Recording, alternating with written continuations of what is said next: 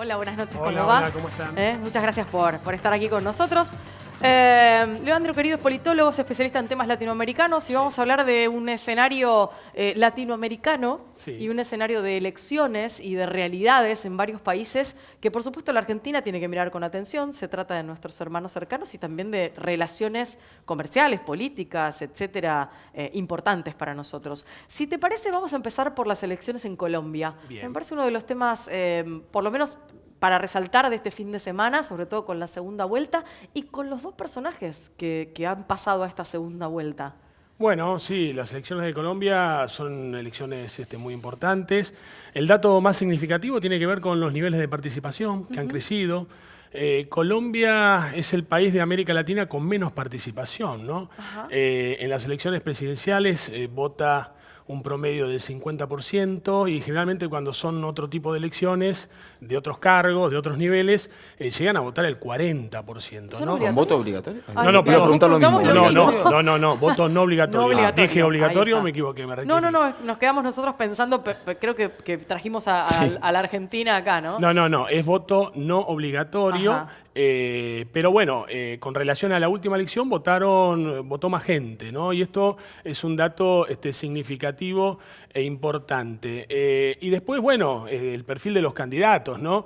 Nosotros estuvimos, recuerdo, en la consulta popular del plebiscito de la paz, que en su momento impulsó Santos, y para sorpresa de toda la comunidad internacional y de los propios políticos, partidos políticos y de los propios colombianos, impuso el no. Esto fue un sacudón, ¿no? Que evidentemente estaba marcando que había algunos problemas, ¿no? Es decir, había sectores de la sociedad que sospechaban o tenían dudas con respecto a algunos capítulos de este tratado. Uno de ellos tenía que ver con el tema electoral y el tema de la justicia, ahora, ¿no? digamos, uno de los grandes hacedores o motorizadores del no fue Álvaro Uribe, el expresidente, y hoy también es, de alguna manera, el hacedor de uno de los dos candidatos que ha pasado a la segunda vuelta. Exacto, a eso iba. Es decir, Iván Duque, que es un joven candidato que estuvo hace muy poco en Buenos Aires, en la legislatura, tiene 41 años, bueno, tiene una importante trayectoria política dentro de Centro Democrático, que es el partido de Uribe,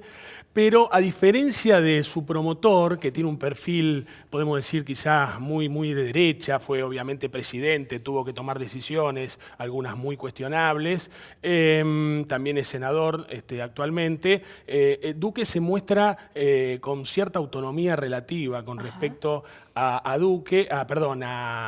Álvaro Uribe y está tratando de seducir al electorado del centro, que es el que define la elección, ¿no? Hizo una gran primera vuelta, sacó el 39% de los votos, una gran primera vuelta. 15 puntos le sacó el segundo. Exacto. Iván Duque es el que ingresa a la segunda y el perfil de Iván Duque le asegura a Duque la posibilidad concreta de ser presidente el 17 de junio.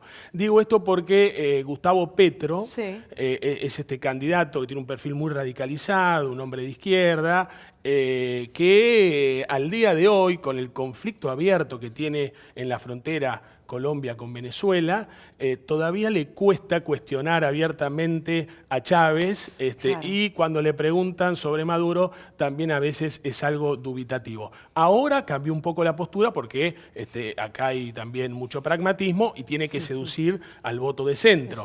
Pero no va a ser fácil. Y hay un tercer candidato, Sergio Fajardo, que por muy pocos votos no accedió a la posibilidad de ir a una segunda vuelta y bueno, ahora está en ese espacio la llave del triunfo el 17 de junio, ¿no? Por lo tanto habrá que ver qué es lo que pasa. Yo pensaba, antes que tocaras el tema de Venezuela, esa cuestión en medio de unas elecciones cuando es tu país limítrofe y obviamente tu país hermano, o sea, nacido del mismo proyecto independentista.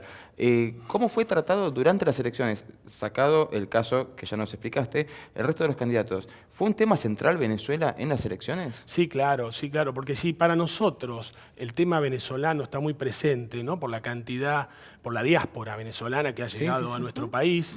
Imagínense la situación de la frontera, ¿no? De la frontera entre Colombia y Venezuela.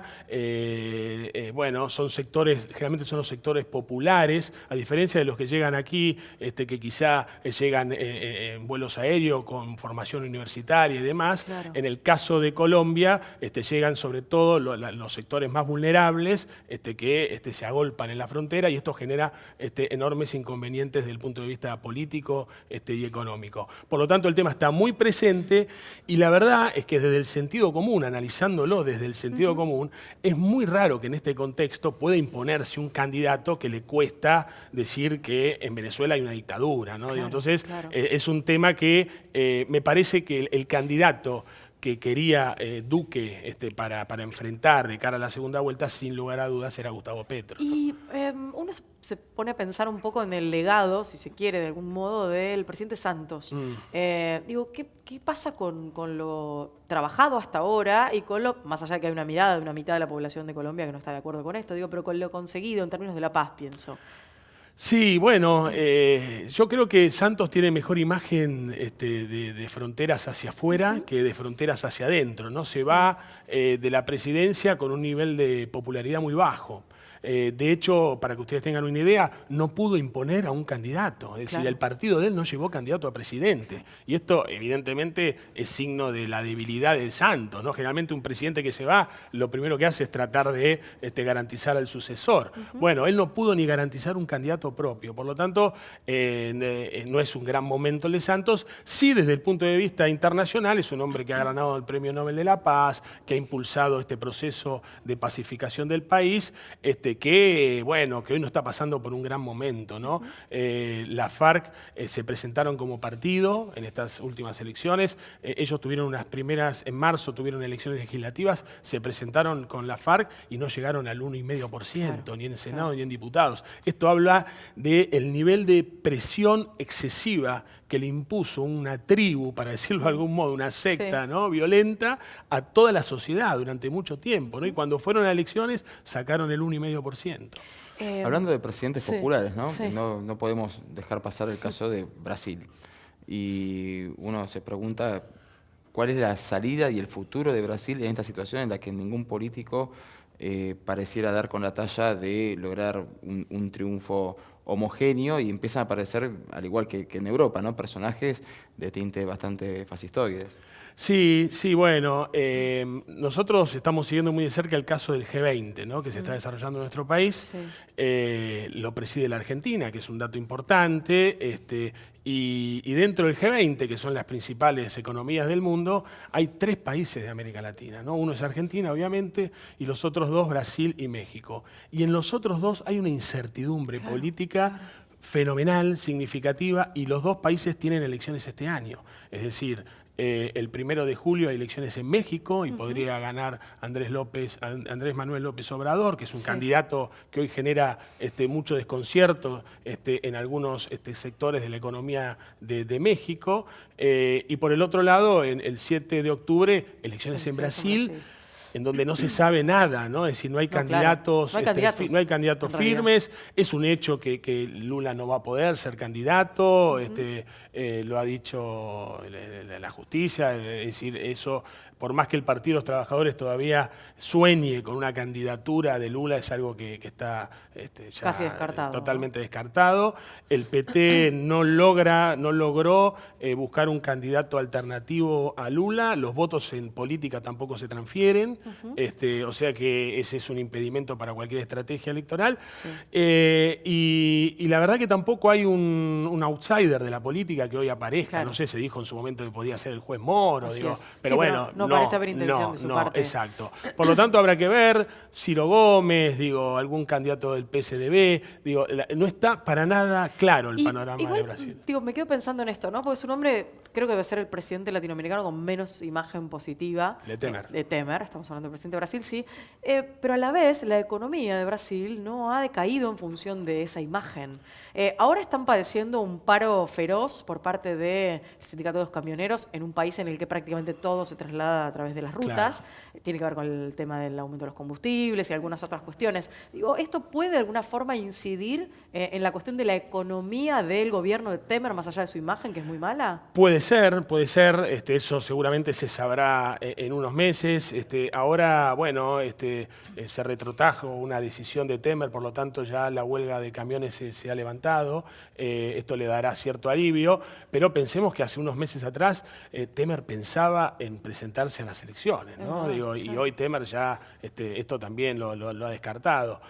Por lo tanto, es raro que en una economía como la de Brasil, en un país continente como es Brasil, no se sepa de acá a octubre todavía quiénes son los candidatos con algún tipo de chance, ¿no? ¿En qué posición queda el gobierno uruguayo como uno de los pocos gobiernos progresistas de la región con el cambio de signo político en todos los tradicionales socios de los últimos 15 años? Y la de Uruguay es una posición muy incómoda, ¿no? Convengamos que Uruguay es el país que lidera el índice de democracia de The Economist en la región, ¿no? Supuestamente, bueno, sabemos que tiene una cultura cívica muy importante, digo, no hay grandes conflictos cuando hay elecciones. Sin embargo, hoy Uruguay, en los foros regionales, no puede decirle no a Venezuela, a esta Venezuela, ¿no? A la Venezuela de Maduro. ¿Y por qué razón?